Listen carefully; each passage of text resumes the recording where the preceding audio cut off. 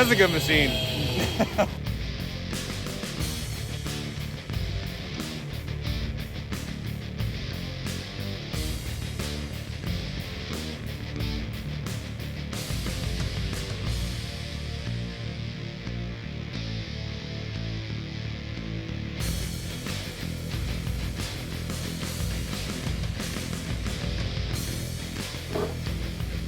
All right, welcome back everybody. We are here to do the BK Nitron 90 build, and we're gonna get started in this. I do realize there's quite a few other videos out there at this point. You guys have definitely been hard at work trying to do videos for everyone, which is amazing, and thank you for that. I am going to do basically these pieces here, the ones you see on the bench. I have not broken out the manual yet. It's not something that I typically do with these kits, just because of the fact that most of them are already sort of built and you just unscrew and rescrew them back in with Loctite. So that's what I'm gonna do with the tail, and of course the head. We are gonna talk about the head here in just a moment. And of course these pieces here I will put also together. These are for the minis. We will be removing this as well. And we'll be using full-size servos on this build. And of course the other side has them as well. So we will remove those. You can use mini servos on this if you choose to. It's totally up to you. I am not one that usually does that on 700 class helicopters, although I will definitely agree that there are some mini servos out there today that can certainly handle the job. But I'm gonna stick to full size. It's just what I know, and we're gonna stay with that. So we're gonna get started on the head first. We're gonna give this a little talk, and we'll get started. Here we go. Okay, welcome back. So I have taken the head apart here, and I wanted to talk to you guys about the thrust bearings. I know this was something that came up recently, and you know, in terms of what direction should these go? Should these go with the cage facing outwards, away from or towards the blade, or should it face the opposite direction towards the head? All right, so here's something new that has come up recently that I wanted to talk to you guys about. Again, I am not offering a solution as to what you should do. It is your helicopter. You choose how you want to do it. I am also of the opinion that I have run them both ways, and I don't think it really mattered. I could not tell the difference. That's just me personally. But, you know, maybe there's something, I can't tell the difference sometimes between servos, so therefore maybe I'm not the right candidate. But the point that I'm making is that, you know, if you are somebody who is of that caliber, then maybe you will choose to do it how you would like to do it, or choose a new way that maybe suits you better, who knows. But where I am going to go with this is I was in a conversation with a friend of mine recently, and he was making mention the orientation of this cage here, right? And so he talked with someone who actually specializes in bearings, and so I guess they are some affiliate of some bearing manufacturer. I'm not real sure. But something to consider is how this actually operates. And, you know, these balls, they do tend to, you know, they do move in and out, you know, within this cage.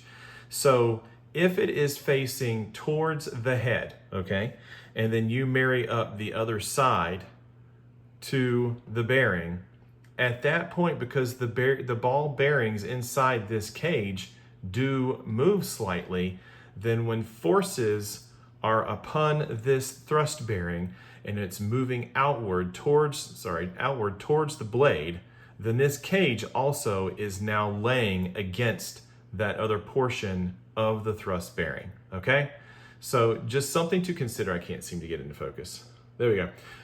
So something to consider is that cage is more so riding on the outer portion of the thrust bearing, versus if it was turned around, where then it may not do that quite as easily, okay?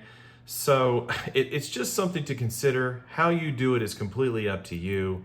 I have done them both ways, and I mean, even then it still feels, but when you get a lot of force going, it may react differently. But at any rate, it's completely up to you how you want to do this. If you want to grease this up and put it towards the blades, meaning this, or sorry, towards the head this way, because you think it retains grease better, then I suppose do it. Or, you know, if you like to do it this way because it's the way it came out of the head from the manufacturer of Yintech, then do it that way too. It's completely up to you.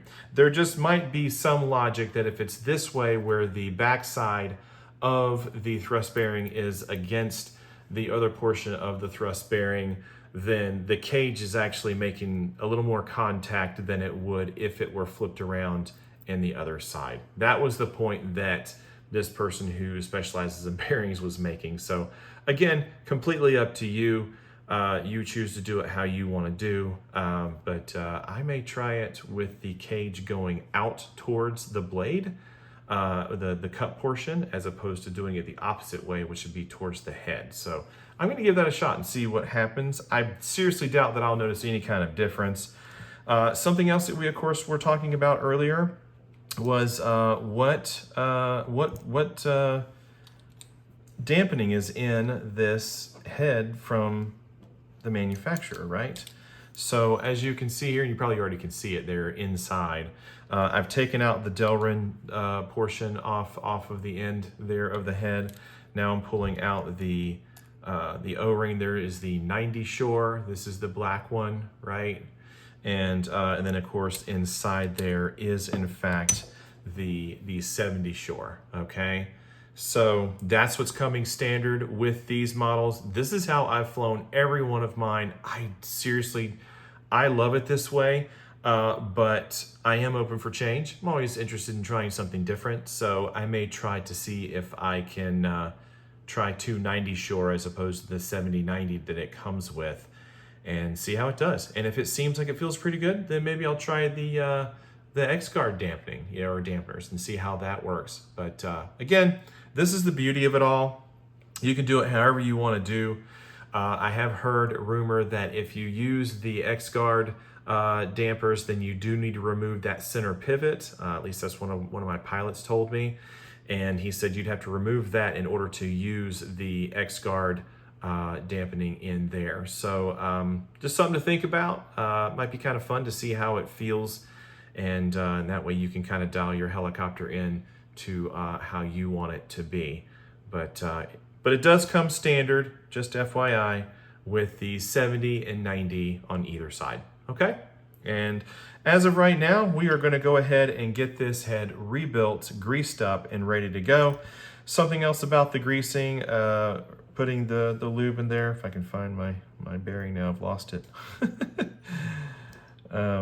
We'll just use this one for now, but at any rate, when you are greasing these things up, there it is. When you're greasing these things up, you really only need to do the inside of the cup of the thrust bearing, okay? You only need to do that. You do not need to then proceed to follow it up with putting it in this side and then putting it on this side. You don't need to do that. It just needs to be here. That's it.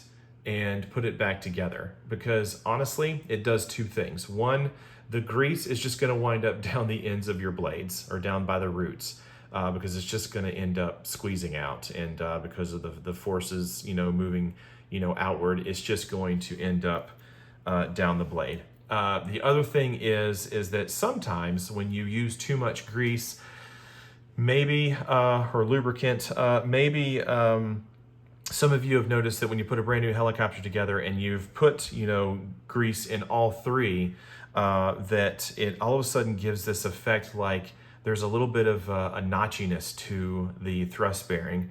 And it's not because it's bad from the factory, it's because of the fact that it's overfilled with grease and it's causing that same sort of effect, like there's crunchiness going on. Almost like a notchiness, but it's really because of the fact that there's way too much grease in there. So again, you just need to fill the inside of the cup here of this thrust bearing here in the cage, and call it a day. Put those pieces back on the either side, put the head back together, you'll be good to go. Okay, so we're gonna go ahead and get this head back together, all greased up and ready to go. We'll be right back.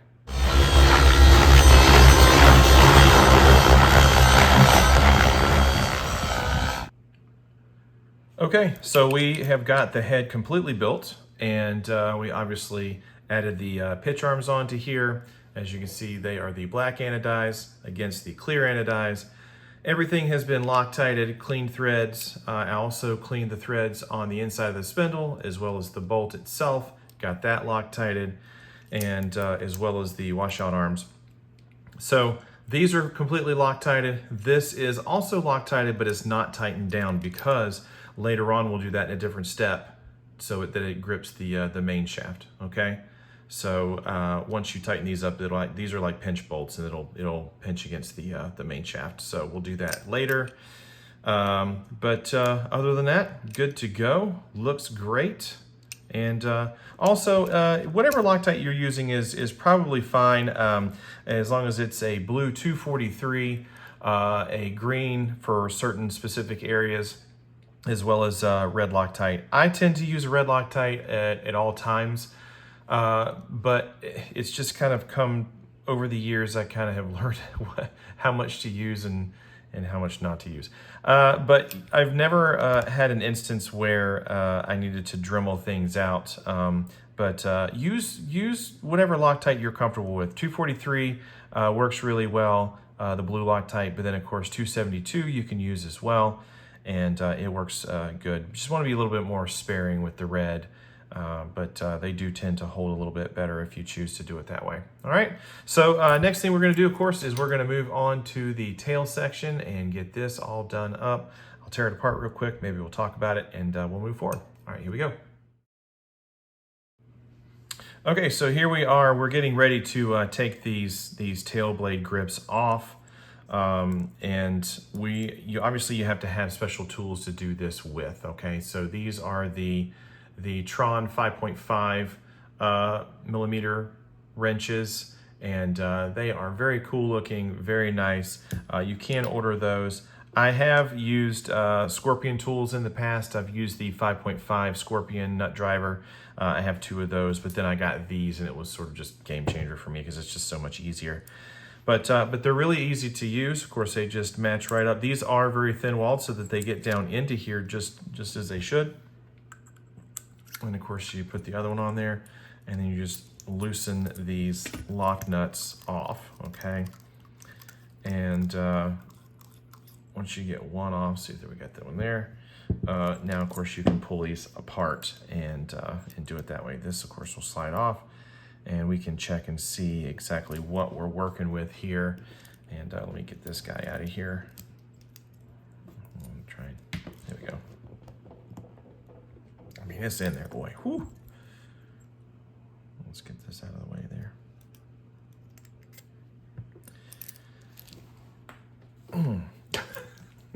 Popping bones over here. There we go. All right, so got that out. I had to use a little force, but maybe we need to use some grease or something. But all right, there we go. Cool. So we got this out. Obviously, there is a washer right there for the nut. It's kind of stuck there. We'll get it out there. But at any rate, we can go ahead and now see what direction our thrust bearings are and take a look at that. Let's see here.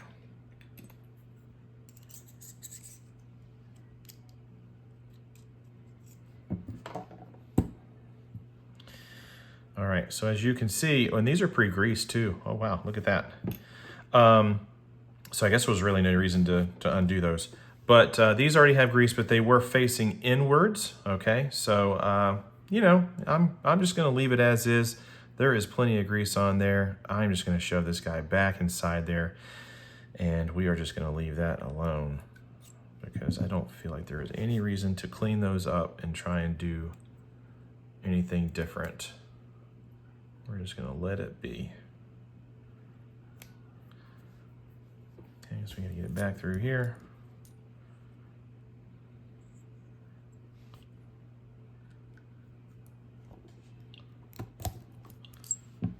Oops, we forgot our washer there. This is directional, so you want to put this, there's like a, I don't know if you can be able to see this on camera, but when you get your kit, you'll be able to see that it has like a little bit of a flat spot there, and that is gonna go towards the bearing. Okay, so the flat side is going to go to the Delrin there, and then of course the cone-shaped side is going to go towards the bearing. Okay, and then we can put this back through. I was getting ahead of myself.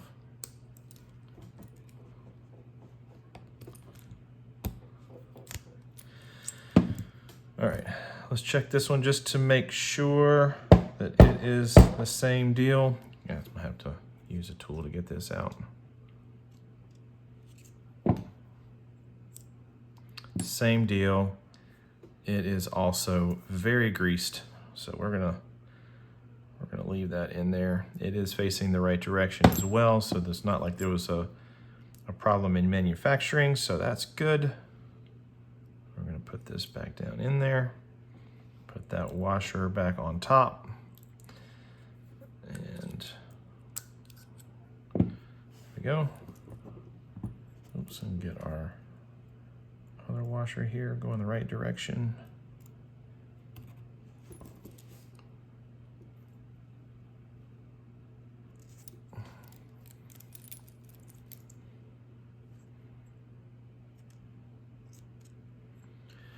Okay, get our nut back down in there.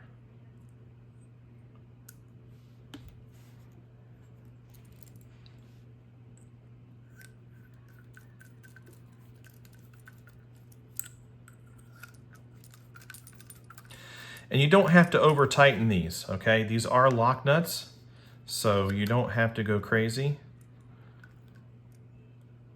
Just get them snugged up and then let them do their job, okay? That's in the way. All right, and that feels really good. Both feel the same too. All right, so I'm not going to have you guys watch me do the boring part of unscrewing things and then Loctiting it back together. So I'm gonna Loctite all the screws up in here. Make sure you do everything, even these little guys here, these little pin guides. And of course there is somewhere here, there they are. There's the two nuts there, or set screws, sorry, right there that we need to be concerned with. Sorry, let me get it back on camera, that'd be good. So set screws there and there, of course, that you'll need to make sure that you take care of. And yeah, of course, this is the new pulley system back here that helps with keeping belt slap and things like that down to a minimum. So we can, make sure that we get all these things Loctited up and good to go. Okay, so I'm gonna go ahead and do that, and then we shall return. Okay, all right, so this is all done. I have it all Loctited up. Of course, make sure again that you get the set screws. This was not bad at all. Actually, I think that this is a little easier than the first Nitron 90, just because you have this arm here kind of holding things in place. Like once you get the screw through, now you can hang the pulley there, and then you just have to squeeze this in between, and then Loctite it into this side. I actually take an X-Acto knife and come at this side with the Loctite, and I wet the threads on the inside of this piece here. So that way, when you're running the screw through, you're not running it full of Loctite through all of these points here that spin, especially the pulley here, and get it all gummed up with, whatever Loctite that you're using. That way it's only here and not on the in-between. Just something to think about. Same deal with this. Whenever I loosened this guy out, I only wet the threads on this side, kept everything as pushed together as I could, and then ran it back into the threads, making sure that the bearings never got in contact with the red Loctite. Just, again, things to think about. These little two small screws, got those guys. Of course, there are two on the inside that hold this bracket here on. I don't know if we can see this good or not. This thing here has two. There's one right there, if you can see it. And of course, once you get this pulley out of the way, you can pull the belt off to get to those two screws via these two holes there. Okay, so we are to the point now where we are going to do the boom and get the tail rod guide in there. and then of course get the tail case on along with the tail fin, and then that way this whole entire section here will be done and ready to be added to the airframe whenever we get the rest of the frame stood up. So I'm gonna go ahead and get all this done, and then we'll be right back.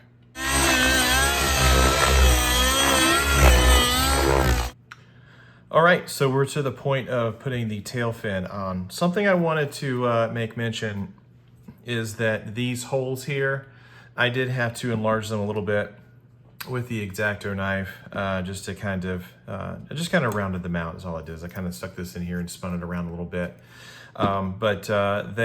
Because this is a painted, I mean, this is pretty thick paint too, but because it's painted, it did add some layers to it. So in order to get these to slip through nicely, I had to enlarge them just a little bit, not terrible. But something I wanted to point out is that this is directional. I don't know if you'll be able to even pick that up on camera. There is a concave side and a straight side. Obviously the concave side is going to go to the outside, or to the inside rather. And then of course, let me just get this way, sorry. And of course the tail fin itself, it gets the longer screws. So I don't know if you guys can see that here. Let's just go ahead and just do it this way. There is a long screw and a short screw. Obviously the long screw goes to the tail fin side. Just wanted to point that out. And let's get these Loctited down, and we'll be able to move on to the next step here. Hang tight. And we'll get this.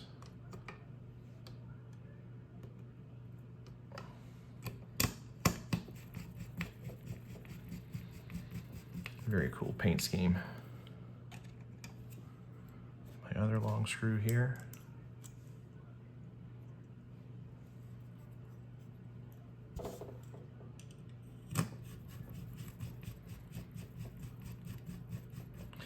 Not going to snug that down just yet. I'm going to just get them to that point, and then we'll get this side on. Again, same deal. This is definitely directional. You can see how it has a concave side. So that's going to go to the boom side, and the flat side is going to face out. Get our two small screws, get them Loctited up, and get those in there.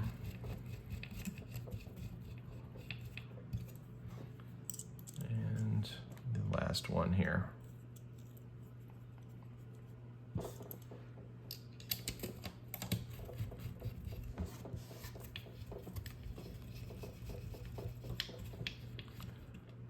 Okay, so we're gonna start tightening this up a little bit.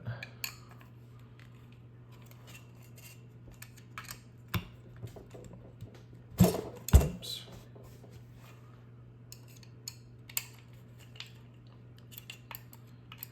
I usually go till it snugs and then give it a quarter turn more. That's my method on all the screws except for 1.5s. Like the 1.5s you have to be really careful of, because especially if you're using Loctite on those, then you gotta be careful. But at any rate, there you go, you guys. I know this is sort of a terrible camera view, but there it is with the blue tail fin. Got our belt hanging out here at the end. Of course, this area here is not painted. That's to get it through the guides on the main frame itself. And of course it has the beautiful performance helicopter. Yeah, Manny loves that. But yeah, and this here is actually directional too. Make sure you pay attention to the manual when you're putting it together. It shows this side of the boom facing upward, sort of in a fashion like this. And then it shows the mounting of this guy here, this tail rod guide. So make sure you're paying attention to that also, that you get this in the right orientation, okay? All right, so now that we've got this our portion built, we can move on to something next. All right.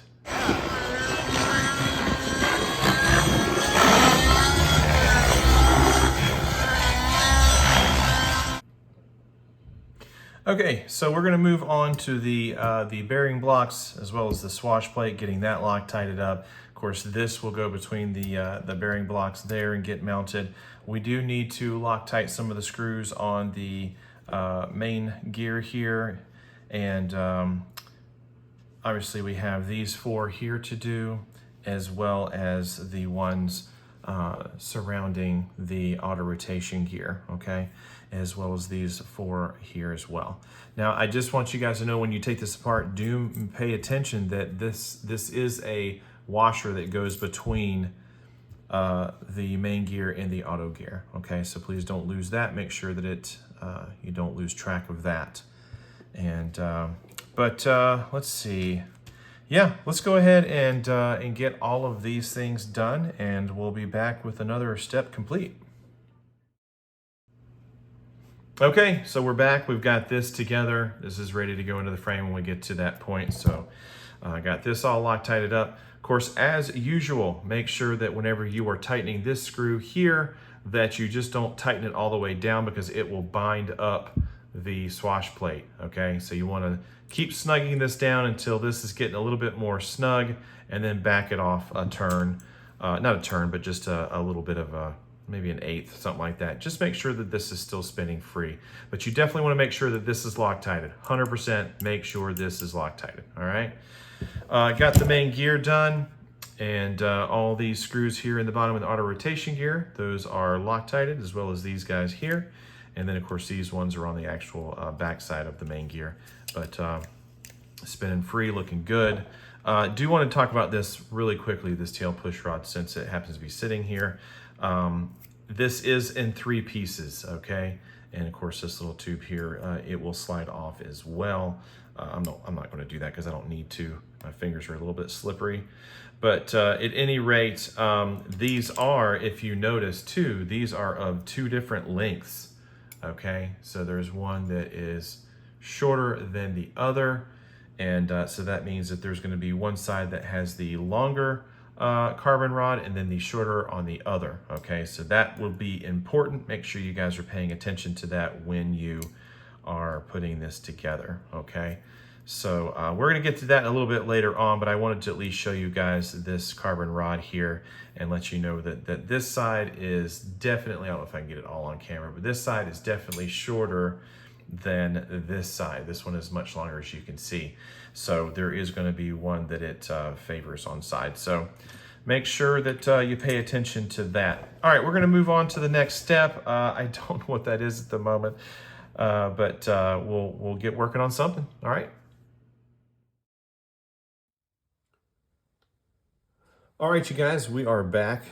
We are going to work on the clutch stack here.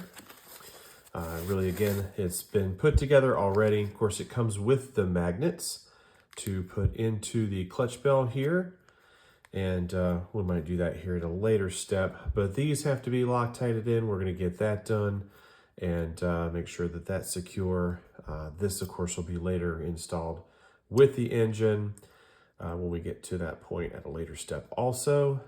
And so just going to do the 2 screws here for now, get that tightened up. Then we have the package of the inner brackets here. These are the inner brackets to go inside the frame here. I don't know if you can see that very good. Let's go ahead and take it out of this package here. All right. So these are what are going to put our pieces together on the inside of the frame, which are also here inside this package. As you can see, these are the places to mount all of our gear. Of course, this is going over the top of the clutch stack. Let's go ahead and open this up here. All right.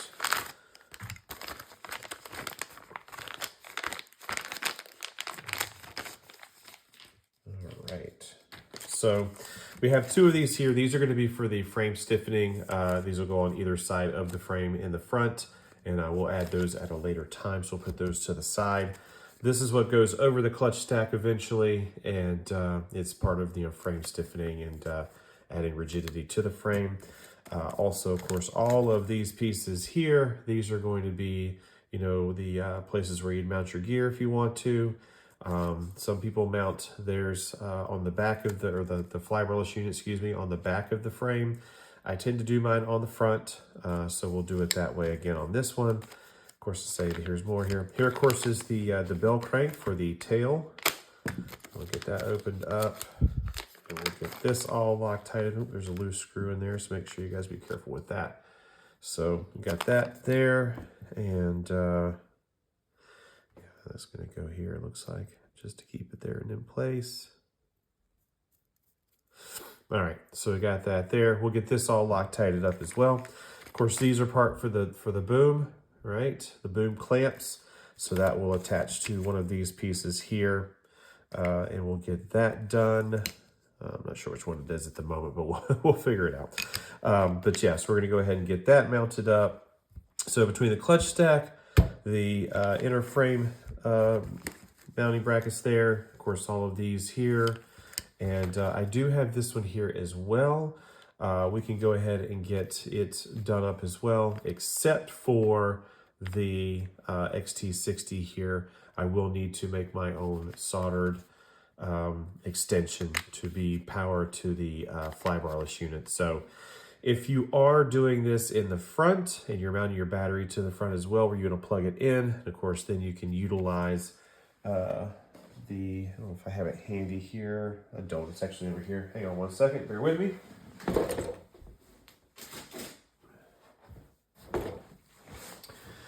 So again, if you're wanting to mount your power option, your on-off switch, of course you have the Expert here, as well as the X-Guard. So if this being the back of the frame, you're gonna have this up at the front, you'd have to run, wires through the frame to get to here and then back to wherever your flybarless unit is to provide it power. So I will definitely consider that. I want to say I have the Expert switch. I need to look around for it. I'm not sure what I've done with it. A lot of times, friends will say, "Hey, you got one of those? Let me use that." So it might have actually found its way to a friend because I wasn't using it at the time or what have you. So we'll have to figure that out later.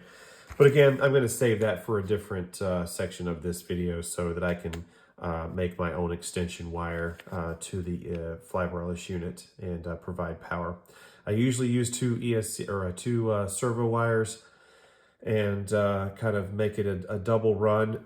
So I'll start with the power and then go to 2 power, go to negative to 2 negative, and of course put 2 servo leads onto those so I have redundant power in case one of them either slips out or fails, what have you. At least it has like a backup. So usually do that as well.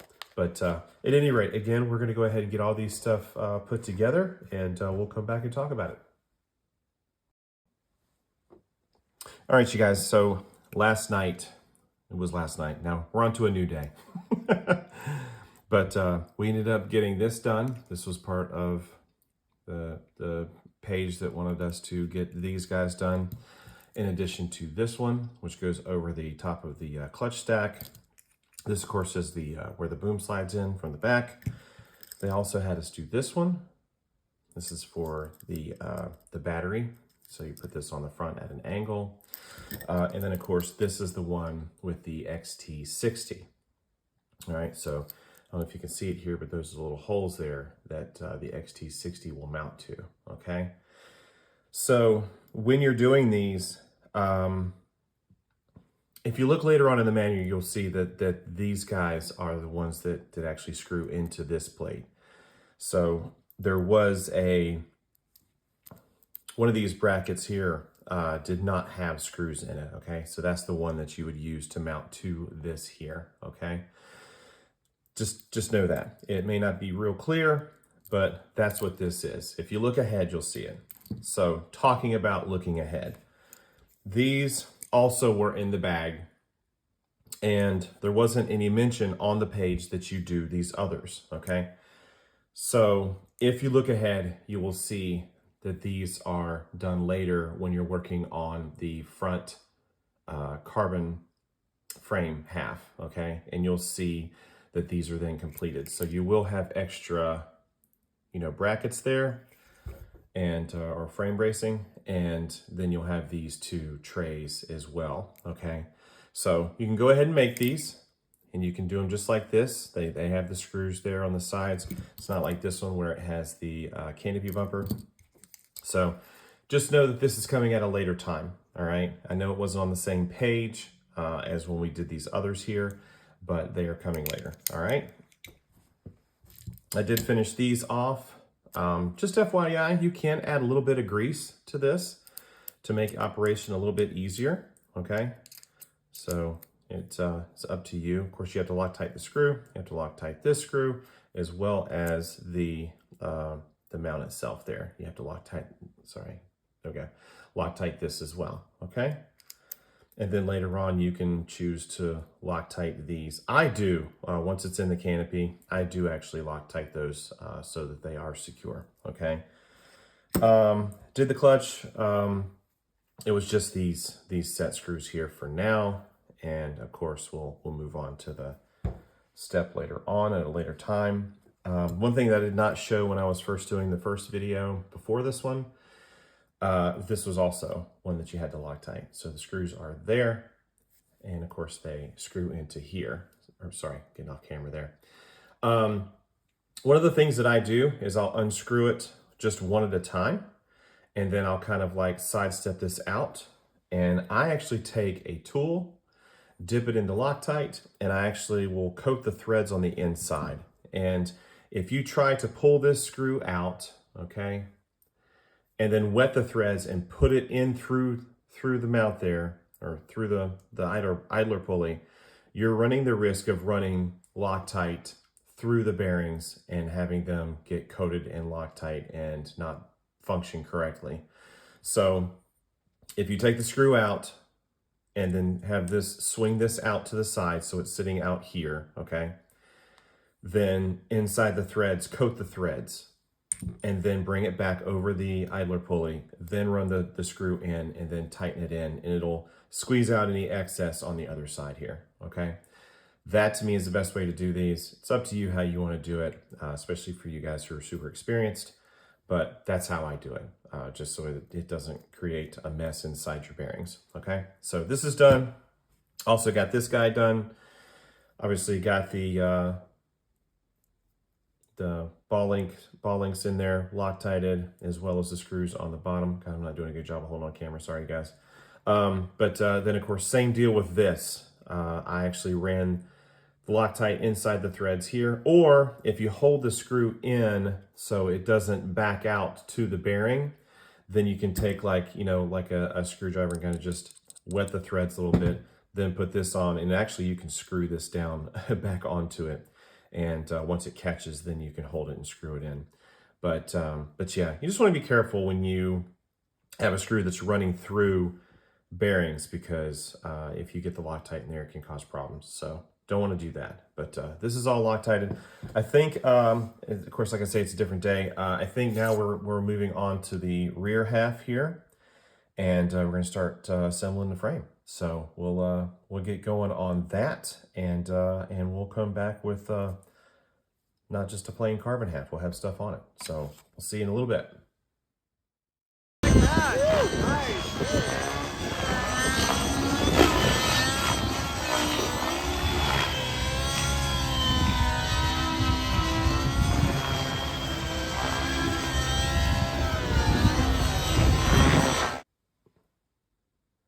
Okay, so we've got some stuff built here. Let's start with this side.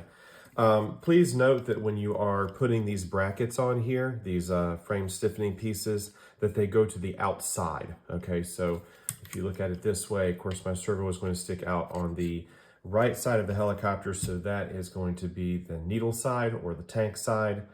And I chose that just because, mine's the pre-production where I have these, the mounts for the on-off switch. So I'm going to try it that way. Obviously, the other side will then, marry up like this when we get everything done. But I wanted to make note that you understand that this needs to go to the outside of the frame, as well as this one is also on the outside. And the reason for that is because if you didn't, then it would make this uneven to be able to mount this inside the frame, okay? So you couldn't have that bracket there on the inside, or sorry, frame stiffening piece here, because it would make this uneven. It wouldn't work. So just understand that these have to go to the outside when you're putting those in, okay? Again, this is the mini side, but we got the canopy mount here on the left side of the frame if you're looking at it from the back. I did put this in there. It is still loose. I did not completely Loctite it. This, of course, the idler pulleys for the belt, that's in. This, of course, is mounted up. This is the beginning of the landing gear portion, so that is mounted. And then one other thing to be noted is that the tall side, you need to make sure that you understand the orientation of this guy. The taller side is going to go to the outside of the frame, okay? And then the smaller side goes to the inside of the frame, all right? So just make sure you're paying attention when you do that. The servo, of course, it does go with the splines at the top, not the bottom. I have not put these in here yet. That's coming later. But I just wanted to make sure that you guys understood what was going on there. And so we'll get these together. The next step, of course, is to use this, the rubber for the tank, and put like 4 pieces here to allow the tank to have a place to sort of sit. And of course, ultimately, these are the next to be built. And of course, the glare is terrible, sorry. Let me open this up real quick.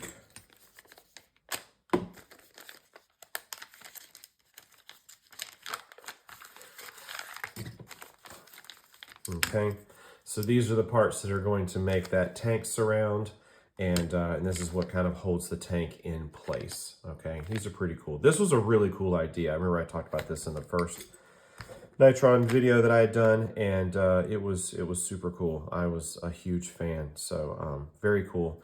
But yeah, that's next. Of course, getting the tank rubber stuff in there as well, and we'll see where we go from there. I think it might actually be time to, we're getting close to, of course, put this guy in and get that mounted so we can start working on the front half, and then we'll go from there. So it's coming together. The box is beginning to get a little more slim with packaged parts, so we're making headway. But all right, we'll be back. Hey, just want to make a quick little note here with these brackets on the fuel tank sides here, okay? Here, I put this one together already. They do go together a little snug, all right? So where the bracket itself meets the carbon, there's obviously a hole there, and there's a standoff that slides into the carbon, all right? So let me show you here. If you can see it there. You can see kind of the little standoff there. And so it's not flat. It actually fits inside of the hole, of the carbon here, okay? So I wanted to bring this up only because, with mine in particular, when I go to try, well, geez, that just made me a liar. This one fits pretty good. There were other ones that weren't fitting quite as nice. And that one does too, doggone it. It really is making me a liar. But this one here, they were a little snug. Don't worry about that. You can just simply put these in place and run the screw through, and it will actually pull things. It'll pull it together. Okay, so don't be alarmed by that. You don't really need to use a drill bit. If you want to do that, that's up to you. But these are supposed to fit, tight and snug just like that, not where it's hard to get apart or anything, or even to get it together. But if yours does not fit like this does, it's okay. You can just run the screw and it'll pull things together. Just wanted to make that note real quick, okay?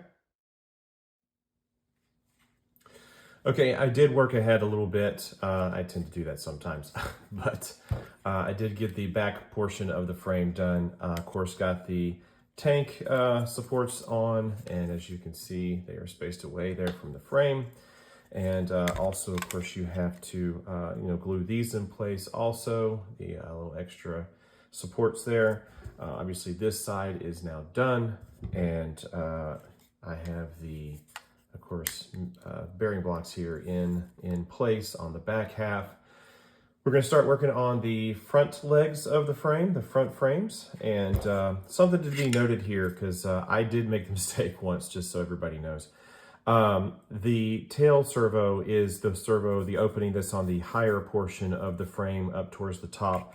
As you can see, one is lower than the other, and this, of course, is going to be your throttle side, this being your tail servo side.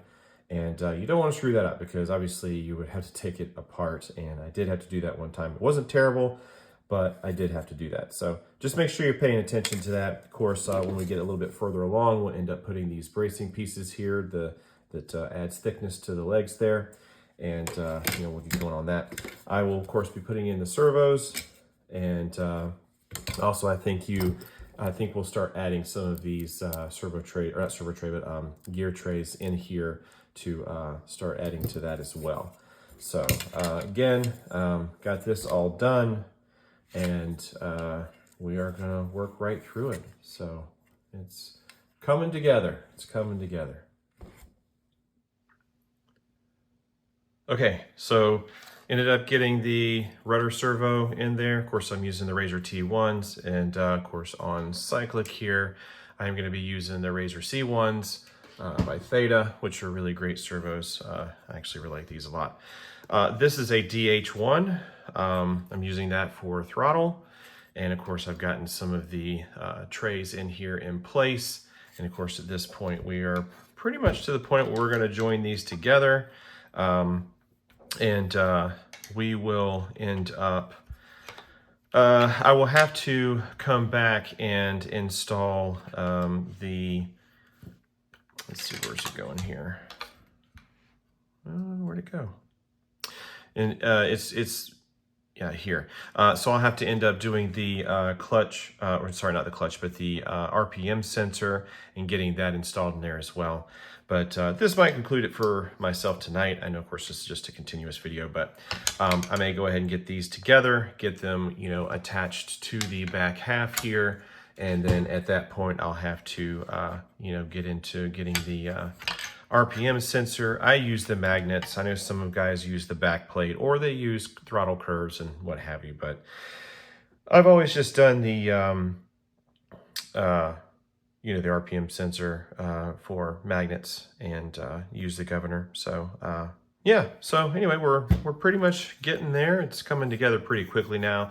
Once you have all these trays and things in place, put together, and like I said before, like once you have like the head and stuff together, and of course the clutch, all the other parts, the tail, and you know, even the bearing blocks here, you know, together. Once you get all those things together, then putting the frame is pretty easy. It kind of goes together pretty fast. But at any rate, the next time you see this, it will be together, and I'm going to go ahead and try and, like I say, get that RPM sensor in there.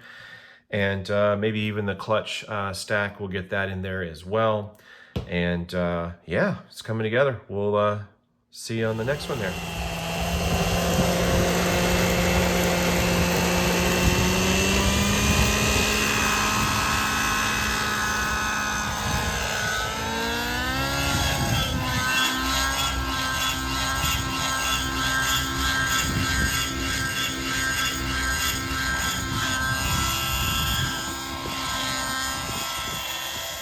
All right, you guys, so I ended up getting some of this built. So I have the servos in. I'm already beginning to route the wires as I've done before, my previous Nitrons. Of course, got the throttle servo in, got the rudder servo in. I did screw these on. I'm gonna have to take one of these off, of course, to get the tank in, which is not a problem, but it's just kind of keeping them out of the way. Did get the sensor in for the clutch bell there for the magnets. So got that going. But yeah, it's looking good, and super excited, of course. But now it is time for this. Yeah. So we're going to have to glue this in to these two here. And because the fact, as I was showing, I think on a previous video, these are not the same size. So one is going to be more biased to the front or to the back. I can't remember which side it was. I looked before I started building this, but at any rate, so we'll have to be sure of that and take a peek and see, you know, what's going on. With these guys here, of course, this is the throttle, or I'm sorry, the forward push rod for the tail rudder. And, you know, with these things here, you know, you are going to want to, I think it's like 13 millimeters that this is supposed to be exposed, but I tend to go just a little bit more. They actually screw in and out, which is really nice. So when you're actually gluing it together, you don't have things pushing out because of the air or whatever the air, because some people actually drill like a little pilot hole, like a little small hole, so the air can escape when you're putting these on. But at any rate, these, you know, they screw in and out, which is really nice, so you don't have to worry about that as much. I do end up putting like a piece of tape around here just to kind of keep it, to make sure it stays until it's fully cured.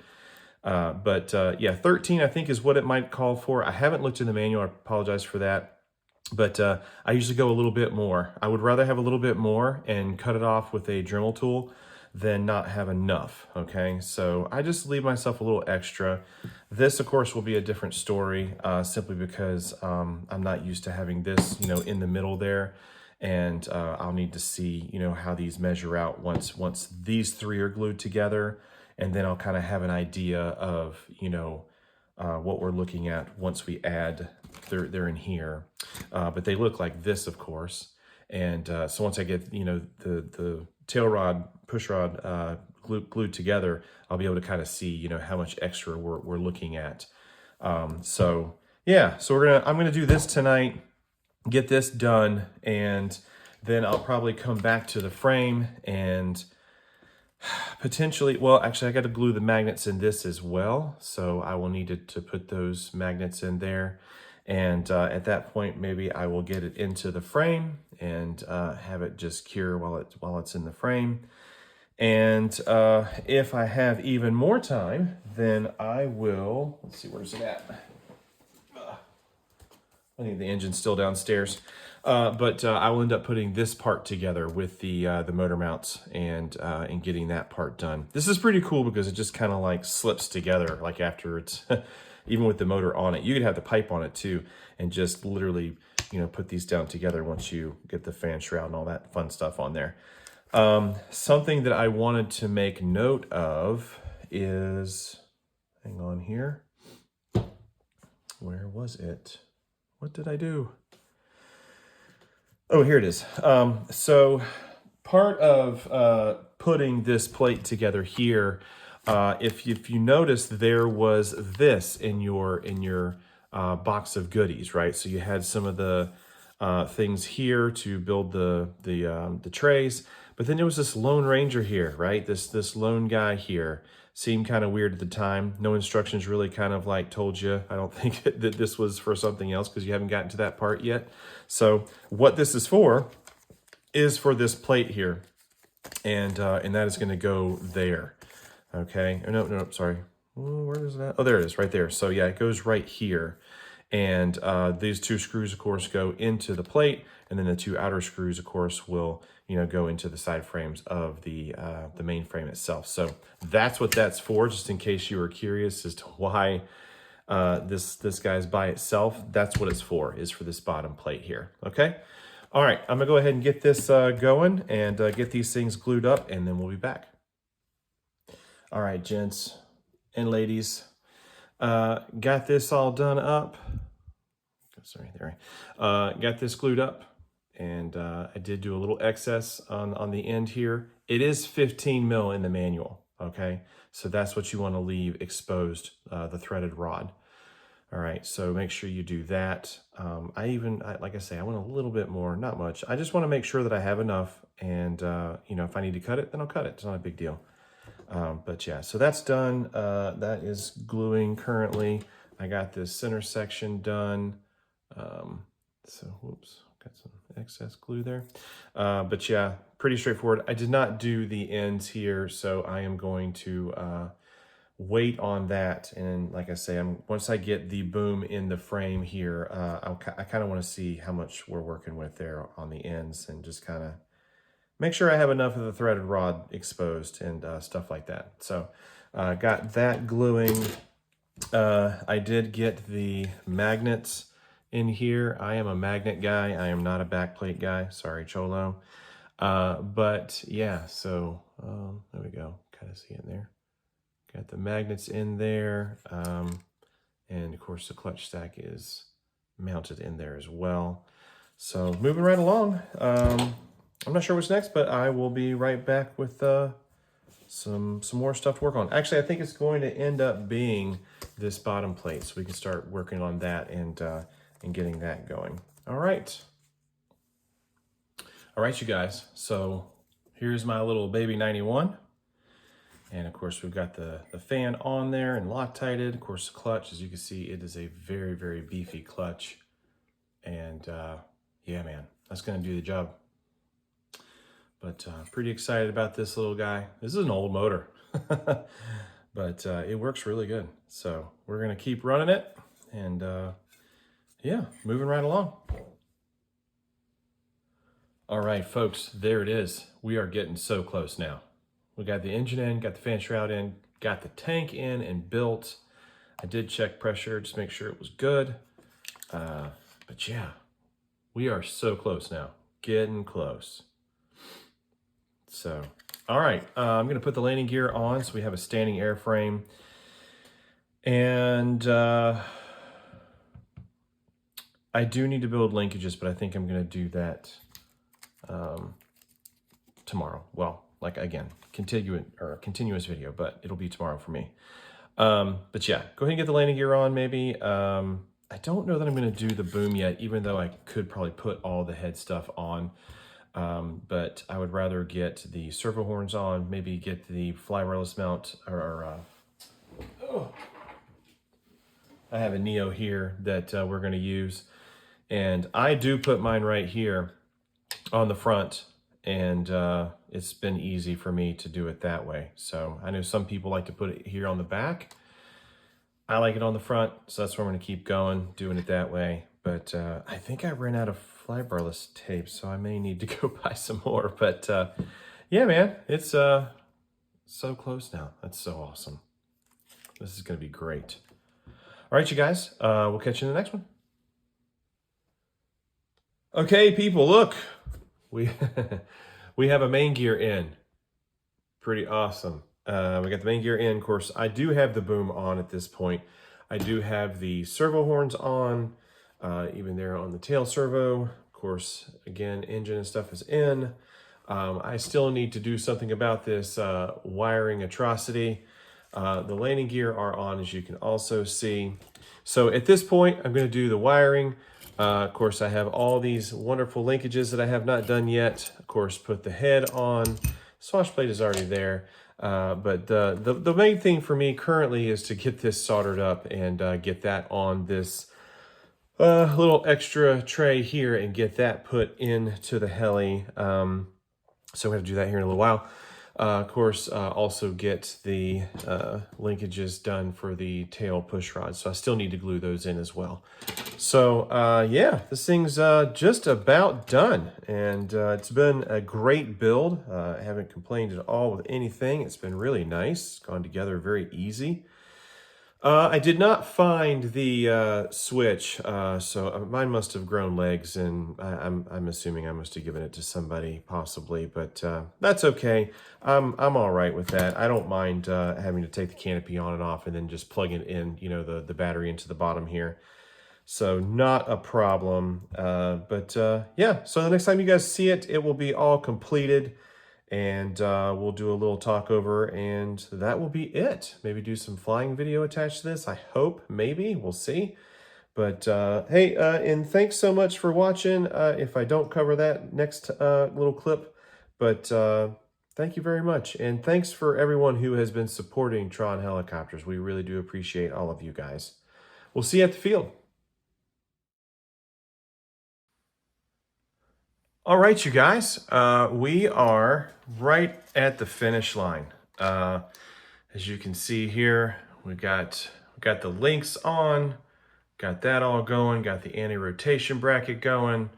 Of course, I have this battery on here. Here is where my Neo is sitting. Of course, I have tucked all the wires underneath the battery tray here. Of course, I've got the see if you can see it there. Yeah, just barely.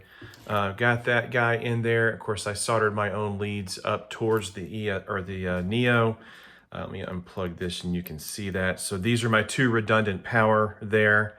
And that runs down to that connector that's below here, okay? So I am running a switch glow, and you can't see it. It's underneath the battery. Well, I'll just take the battery off. You can see it there. So it's on that upper tray there. Then of course you have the battery one down here. So yeah, so all of the wires are underneath. Have of course the pipe on, and I have not done the throttle linkage yet. Still working on that here. I will get that done. Yeah, so I wanted to talk really quickly. Oh, goofed up my towel. There we go. So I want to talk really quickly about this guy here, okay? So I talked about how I was very conservative, and it says it was 15 mil on either side with thread showing.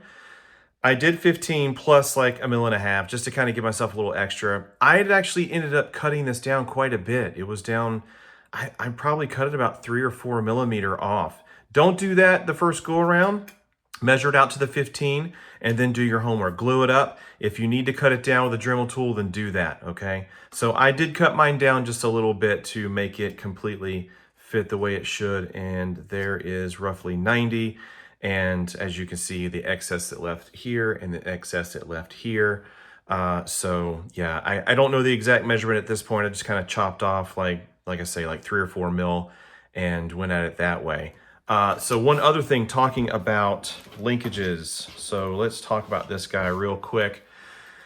The tail rod. Because this is in here, it kind of throws off, you know, just being very nonchalant, willy-nilly, whatever you want to say about gluing this on and making sure that it is the way it's supposed to be. I did not have to cut the carbon rod, okay? So you should not have to do that.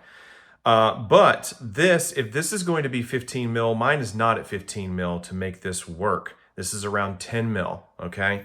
And it's 10 mil back here. All right, so I taped this on so it wouldn't move. They're not gluing yet, so I'm about to do that now. But if you want, you can, of course, glue it and have it ready. Put it out to 13 to 15 mil, whatever you want to do. And again, you can just Dremel tool that off if you need to, okay? So it's not that big a deal. It's all glued in together and whatever. But I just did some pre-measuring on the model before I was trying to figure out whether or not we needed to customize anything. There's no customization that's needed. You should not have to cut this carbon rod on either end, okay? So, but you may want to tape yours up like this. I use some painter's tape. Then just you can screw this in and out. So you can really adjust this however you need to, figure out what works. And, you know, of course, I have one of those here. Here we go. So as you can see here, you know, you have a good, I'd say probably a good, maybe 8 millimeter here, okay? So just know that you have that to work with when you're sizing it up, and then of course allow for the excess of how much ever you need. I would probably, again, I would just follow the manual. I also want to make mention really quickly that I was not following the BKE or the Bert Kammerer edition Nitron 90 manual. At the time of making this video, I didn't have that manual, so I was using the old Nitron manual. I say old, it came out soon or recent, but the Nitron 90 manual, the old one. And so the difference was this though. I wanted to make sure that I was doing this right and getting the links right, because you want this center, of course, in your push rod guide. Otherwise, if it's out here, it doesn't make sense to even have it, right? So just make sure you're paying attention to that, and you know, just kind of play with it and see what works for you. And because here's the thing, like depending on the tension of the belt, how much tension you use. I'm going to pop this down here for a second. But right there, as you can see, I have a little bit of black showing. But if you are somebody who wants to run a lot of belt tension, then your length on your tail rod is going to be different than mine. So that plays in. So you need to make sure that whenever you're doing this, set your belt tension to where you think you want it as a pilot, and or as your flying style, I guess I should say, and then determine what your length is going to be, you know, with your tail rod. Okay. So I just wanted to bring that up. You don't need to cut the carbon rod. You just need to adjust these. They do screw in and out before they're glued, and kind of get an idea where you want it. And just make sure that you always have a little excess, so if you need to trim it, you can. That's all I was getting at there. Other than that, there were no other surprises with this kit. It was pretty straightforward. This is the end product for me, pretty much. I'm trying to think. I just need to do this tail rod, do setup, and I may pull the head back off and actually level the swash, because I didn't have time to do that. But I might do that later. But at any rate, you guys, this is it. And I will get some kind of picture going for you or whatever with the canopy. And we'll post it up here soon so you guys can see it. I am hoping to have this video out by the time you guys are getting your kits. That would be really nice. But time is always a factor. But again, as I said before, thank you so much for watching this video and taking time if you did. And also thank you so much for purchasing Tron kits and supporting Tron helicopters as you guys have. So thank you very much. Hope you guys enjoy and love this thing. And we will catch you guys next time in another build.